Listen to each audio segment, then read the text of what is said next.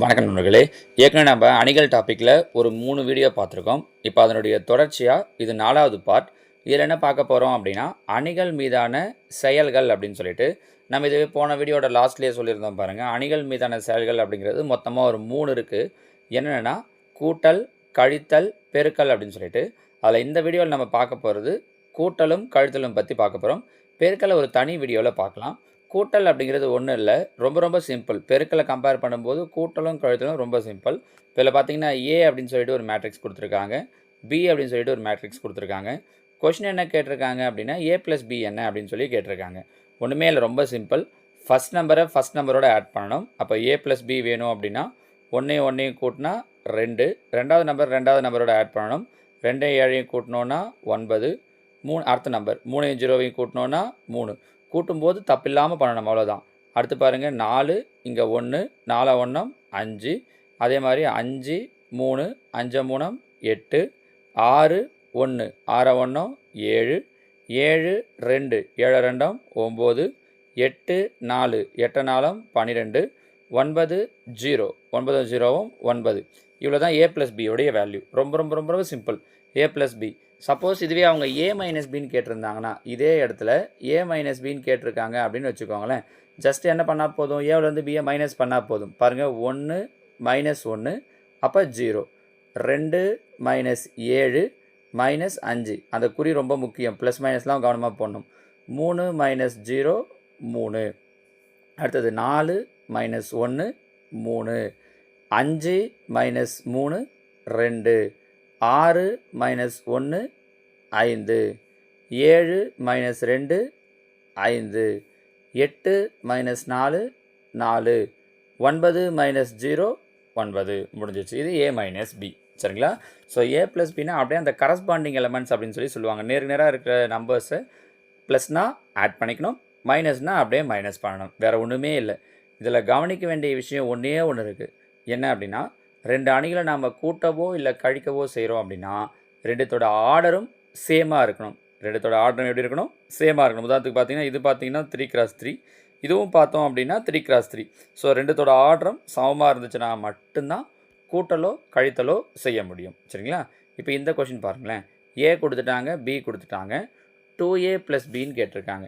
அப்போ 2a + பின்னா என்ன அர்த்தம்? ஏவை 2ஆல் பெருக்கி அது கூட பியை கூட்டணும். இப்போ பாருங்கள், ஏவை 2ஆல் பெருக்கணும். 7 2 14, ஒரு 4 18. இங்கே 2ஆல் பெருக்கினீங்கன்னா 8 2 16 + 11 27. இங்கே 2ஆல் பெருக்கினீங்கன்னா 2 12 -3, 12ல் 3 போயிடுச்சுன்னா 9. அடுத்தது 1 2 2 -1 1, 3 2 6 + 2 8, 9 2 18 + 4 22, 4 2 -8, ஏன்னா -4 இல்லையா, அப்போ -8 + 7 -1, 3 2 6 + 5 11, 1 2 -2 + 0 -2. இதுதான் 2a + b. புரியுதா? a + bனா அப்படியே ஆட் பண்ணிக்க போகிறோம். அவங்க வேறு ஏதாவது ஒரு கோஎஃபிஷியன்ட் கூட சேர்த்து, கான்ஸ்டன்ட் கூட சேர்த்து கொடுத்துருக்காங்க அப்படின்னா அதையும் சேர்த்து இது பண்ணிக்க போகிறோம். சரிங்களா? முன்னாடி ஒரு கோஎஃபிஷியன்ட் 2ஆல் மல்டிப்ளை பண்ண சொல்லியிருக்காங்கன்னா 2ஆல் பெருக்கிட்டு அடுத்து என்ன சொல்கிறாங்களோ அதை செஞ்சிடும். இவ்வளோ தான், வேறு ஒன்றுமே கிடையாது. மேட்ரிக்ஸை பொறுத்த வரைக்கும் அடிஷனும் சப்ராக்ஷனும் ரொம்ப பேசிக்கானது தான். சரிங்களா?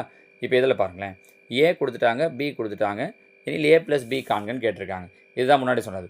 ரெண்டுத்தோட ஆர்டரும் எப்படி இருக்கணும்னு சொன்னோம்? சேமாக இருக்கணும்ன்ட்டு. இங்கே பாருங்கள், இதோட ஆர்டர், ஏவோட ஆர்டர் 3x3, பிக்கு பாருங்கள் 1 2 3 3 நிறை இருக்குது, 1 2 நிரல் இருக்குது, 3x2. நம்ம இந்த நிரல் ஆர்டர் எப்படி கண்டுபிடிக்கிறது அப்படிங்கிறதெல்லாம் ஃபஸ்ட்டு வீடியோவில் சொல்லியிருக்கோம். அதை பார்த்துருந்தீங்கன்னா இப்போ நான் சொல்லும்போது இந்த ஆர்டர்னால் என்னதுன்றதெல்லாம் உங்களுக்கு தெரிஞ்சிடும். பாருங்கள், இது ரெண்டுத்தோட ஆர்டரும் வேறு சமம் கிடையாது. அப்போ என்ன பண்ண முடியாதுன்னா ஏ + பி கண்டறிய இயலாது, இல்லை கூட்ட இயலாது. முடிஞ்சிச்சு. இந்த இடத்துல அப்போ ஏ + பி கண்டுபிடிக்க முடியாது. ஏன்? ரெண்டுத்தோட ஆர்டரும் வேறு. இந்த மாதிரியும் கேட்கலாம். 2 மேட்ரிக்ஸை கொடுத்துட்டு அவங்க அப்படியே நமக்கு கூட்டல்னு சொன்னோடனே டக்குன்னு அப்படியே கூட்டி போகிறது மாதிரி. இங்கே என்னென்னா இப்போ 1 கூட்டுருவீங்க, 3 8 கூட்டுருவீங்க, -2 கொண்டு வந்து எது கூட கூட்டுவீங்க? அதுக்கு ஒரு பக்கத்தில் அங்கே நம்பரே இல்லை பாருங்கள். அப்போ ஏ + பி என்ன பண்ண முடியாதுன்னா கண்டுபிடிக்க முடியாது, இல்லை கூட்ட இயலாது. இப்போ இதில் பாருங்கள், ஏபிசின்னு 3 கொடுத்துருக்கோம். 3a + 2b - c காண்கன்னு.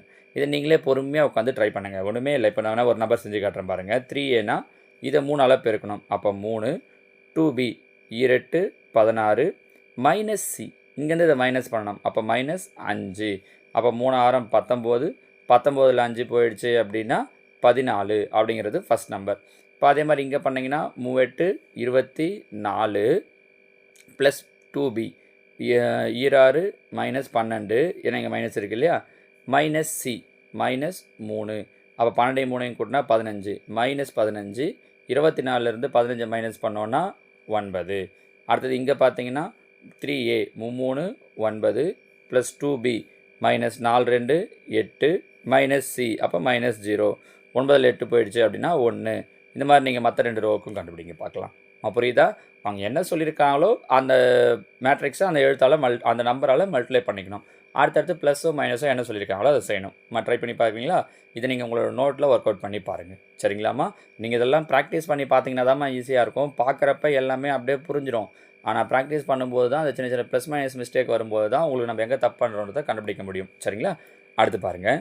பின்வரும் அணிச்சமன்பாடுகளிலிருந்து XYZகளின் மதிப்புகளை காண்க. இது நம்ம ஏற்கனவே போன பார்ட்டில் பார்த்தது மாதிரி தான். இங்கே என்ன அடிஷன் சப்ராக்ஷன்றதால கொஞ்சம் சேர்ந்த மாதிரி கொடுத்துருப்பாங்க. இதுக்கும் நம்ம என்ன பண்ணலான்னா கீழே ஆப்ஷன்லேருந்தே பண்ணலாம். பாருங்கள், XYZ 4 10 12 கொடுத்துருக்காங்க. ஒவ்வொன்றா கொண்டு வருவோம். ஃபஸ்ட்டு இங்கே 4ன்னு போட்டோன்னா 4 - 3 1 கரெக்டாக வருது. இங்கே 3x - Z, எக்ஸுக்கு 4ன்னு போட்டோன்னா 3 12 மைனஸ் இசட்டுக்கு 10, இசட்டுக்கு 12 இருக்குது. அப்போ 12 - 12 0. ஸோ இதுவும் கரெக்டாக வந்துடுது. இங்கே வருவோம். x + y + 7, எக்ஸுக்கு 4, ஒய்க்கு 10, 10 4 14, ஒரு 7, 14 ஒரு எக்ஸ் 10 4 14 ஒரு 7 21 வந்திருக்கணும். ஆனால் 1ன்னு வந்திருக்கு. அதனால் இது கரெக்டாக வரல. ஸோ எக்ஸும் இசட்டும் கரெக்டாக வருது முதல் ரெண்டுத்துக்கு. அப்போ 4 12 ஓகே, 4ம் 12ம் ஓகே. ஒய் மட்டும்தான் இந்த இடத்துல வரும்போது தப்பாக வருது. இங்கே பாருங்கள், இங்கே 4 -12 இருக்குது, இது கிடையாது. -4 -12 இருக்குது, இதுவும் கிடையாது. இதை செக் பண்ணி பார்ப்போமே. ஏன்னா மற்ற ஃபஸ்ட்டு 2 கண்டிஷனுக்கு 4ம் 12ம் கரெக்டாக வந்துடுது. இங்கே x + y + 7, 4 -10 + 7, 4 10 போது -10 போது -6, 7 -6 அப்படின்னும் போது 1 கரெக்டாக வருது பாருங்கள். So answer option C. நீங்கள் நான் லாஸ்ட்டோட செக் பண்ணி பார்க்கலாம். x + y + z 6, அப்போ 4 ஒரு 12, 16 - 10 6 கரெக்டாக வருது. இங்கே 3மே வந்துடுதுன்னு போது நீங்கள் இதை வச்சு செக் பண்ணி பார்த்தீங்கன்னா கூட உங்களுக்கு ஒரே ஸ்டெப்பில் ஆன்சர் முடிஞ்சிடும். சரிங்களாம்மா? So answer option C. அடுத்து ரெண்டாவது பாருங்கள். x y - z z + 3 + y + 4 3 = 4 8 16. இதில் XY Z வேல்யூ இதில் பாருங்கள். இது ரெண்டும் ஃபஸ்ட் டேர்ம். ஆன்சரில் இது ஃபஸ்ட் டேர்ம். அப்போ எக்ஸு ஒய் நடுவில் ப்ளஸ் கொடுத்துருக்காங்க. எக்ஸையும் ஒய்யும் ஆட் பண்ணால் 4 வரணும். எங்கே வருதுன்னு பாருங்கள். 10யும் 14யும் கூட்டினா 4 வராது, 24 வந்துடும். -10 + 14 4 வருது. 14 - 10 4 வருது. -10 - 14 -24. அப்போ இது கிடையாது.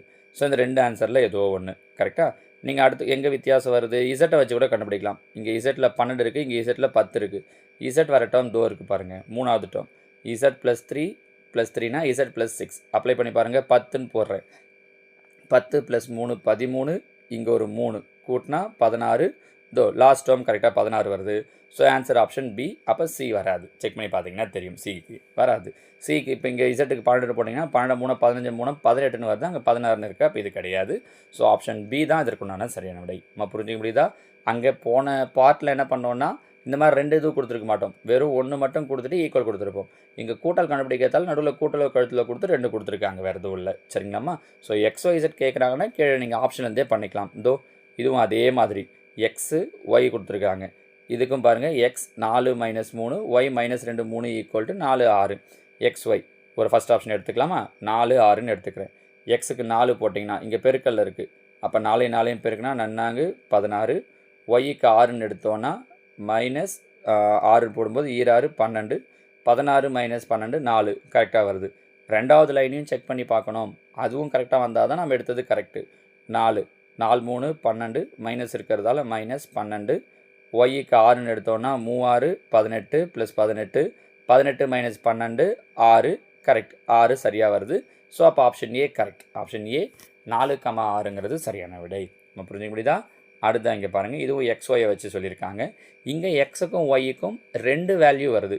ஏன் அப்படின்னா இது ஒரு இருபடி சமன்பாடாக இருக்குது பாருங்கள். x² + -2x. இப்போது x² minus 2 4 minus 4x equal to என்ன இருக்குது அப்படின்னா 5 இருக்குது. ஸோ எக்ஸோட வேல்யூ இங்கே பார்த்தீங்கன்னா -1 5ன்னு கொடுத்துருக்காங்க. எல்லா இடத்துலையும் 2 அந்த ப்ளஸ் மைனஸ் தான் மாற்றி மாற்றி கொடுத்துருக்கோம். நீங்கள் எக்ஸுக்கு ஏதாவது ஒன்றத்தை கரெக்டாக கண்டுபிடிச்சிட்டாலே அதை வச்சு நம்ம ஒய்யை முடிவு பண்ணிடலாமா இருக்கும். இப்போது நீங்கள் எக்ஸுக்கு ஃபஸ்ட்டு -1ன்னு போட்டு பாருங்கள். -1ன்னு போட்டோம்னா -1 ஸ்கொயர் 1. இங்கே -1ன்னு போட்டோம் அப்படின்னா மைனஸ் இன்ட்டு மைனஸ் ப்ளஸ் 4 5 கரெக்டாக வருது. -1 ஓகே. 5க்கும் செட் ஆகுதான்னு பார்த்துட்டுங்க. 5 ஸ்கொயர் 25. இங்கே 5ன்னு போட்டோன்னா 4 5 20. அப்போ -20 25ல் 20 போச்சுன்னா 5. இதுவும் கரெக்டாக வருது.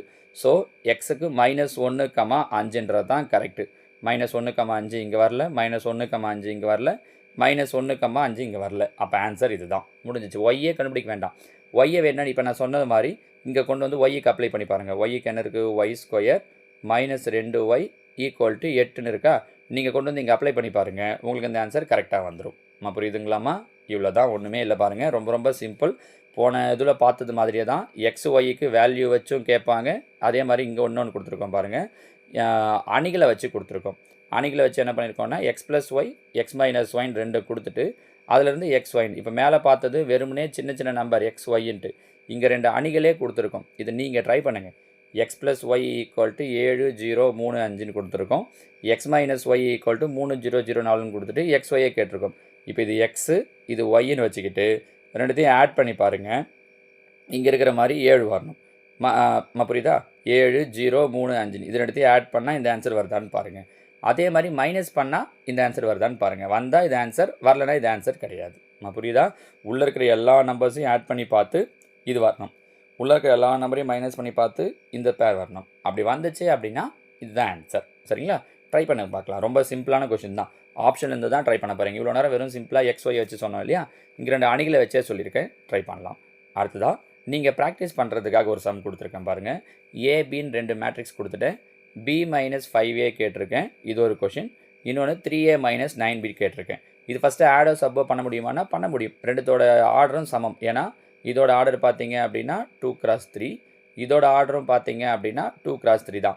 அப்போ ரெண்டுத்தையும் நம்ம ஆடோ சப்போ பண்ண முடியும். இந்த கொஷனுக்கு என்ன பண்ணணும், b அப்படியே வச்சுக்கலாம். ஏவில் இருக்கிற ஒன்றுத்தையும் 5ஆல் பெருக்கிட்டு அதுக்கப்புறம் இங்கேருந்து மைனஸ் பண்ணணும். இது பாருங்கள், ஏவை 3ஆல் பெருக்கணும், பியை 9ஆல் பெருக்கணும், அது ரெண்டுத்தையும் மைனஸ் பண்ணணும். சின்ன விஷயந்தான். சரிங்களா? நீங்கள் ட்ரை பண்ணி பாருங்கள். ஒருவேளை ஏன்னா அவங்க கொஷின் கேட்குறாங்க, அவங்க டிஆர்பி செகண்ட் கிரேட் டீச்சர்ஸை பொறுத்த வரைக்கும் எப்படியெல்லாம் கேட்பாங்கன்னு தெரியாது. 2019 டெட்லேயே பார்த்தீங்கன்னா இந்த அணிகள்லேருந்து கணங்கள்லேருந்தெல்லாம் கேட்டிருந்தாங்க. அப்போ இப்போ டிஆர்பின்னு வரும்போது அவங்க அந்த மாதிரிலாம் கேட்குறதுக்கு வாய்ப்பு இருக்குது. ஸோ ப்ராக்டிஸ் பண்ணி பாருங்கள். அடுத்த வீடியோவில் என்ன பார்க்கலாம் அப்படின்னு சொல்லி பார்த்தீங்கன்னா இந்த அணிகளுடைய பெருக்களை பற்றி பார்க்கலாம். ஓகேவா? தேங்க்யூ.